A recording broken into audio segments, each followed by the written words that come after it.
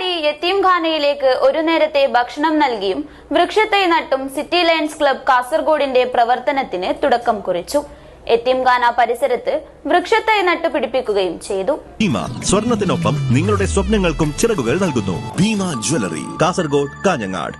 Lions club of Kasaragod സിറ്റിയുടെ പ്രവർത്തനത്തിന് ആലമ്പാടി യത്തീംഖാനയിലെ അനാഥരായ വിദ്യാർത്ഥികൾക്ക് ഭക്ഷണം നൽകി തുടക്കം കുറിച്ചു. അനാഥാലയത്തിൽ താമസിച്ച് അവിടെ പഠിക്കുന്ന 100ഓളം വിദ്യാർത്ഥികൾക്കാണ് ഭക്ഷണം നൽകിയത്. President Moideen Chappadi, secretary Faisal Povval, treasurer MT Abdul Nasser, Moidu Bavani, Shameer Arafa, Rahman Mallam, Motta Abdul Khader Haji, AB Kuttiyanam, Latheef Vadakkekara Cherkala, Mubin Melparamba, Shabeer Naimar Moola, യത്തീംഖാന manager Sadiq Mubarak, Sajda Latheef, Lubna Muneer, Hajira Gafoor, Leo president Ayesha Siba എന്നിവർ സംബന്ധിച്ചു. ഇവിടെ നമ്മൾ ഈ യത്തീമായ കുട്ടികൾ, പാവപ്പെട്ട കുട്ടികൾക്ക് നമ്മൾ ഇന്ന് ഉച്ചഭക്ഷണം വിതരണം ചെയ്തുകൊണ്ട് നമ്മുടെ ലയൺസിൻ്റെ പ്രവർത്തനങ്ങൾക്കൊരു തുടക്കം കുറിക്കുകയാണ്.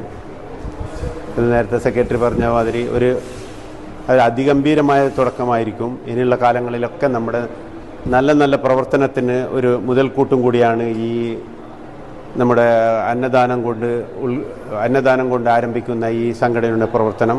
നമ്മൾ മുമ്പും ഇങ്ങനെയുള്ള കുറേ ചാരിറ്റികൾ നമ്മൾ ചെയ്തതാണ്. സർവീസ് രംഗങ്ങളും ചാരിറ്റിയൊക്കെ എല്ലാ മേഖലകളിലും കൈവച്ചൊരു ലയൺസ് ക്ലബ്ബാണ്. അതിന് ഉപരിയായി ഇപ്പോൾ സിറ്റി ലയൺസ് ക്ലബ്ബ് അതിലും ഉപരിയായി പ്രവർത്തനം മുന്നോട്ട് കൊണ്ടുപോകുന്നതിൽ സംശയമില്ല. കൂടാതെ യത്തീംഖാന പരിസരത്ത് വൃക്ഷത്തൈ നട്ട് പിടിപ്പിക്കുക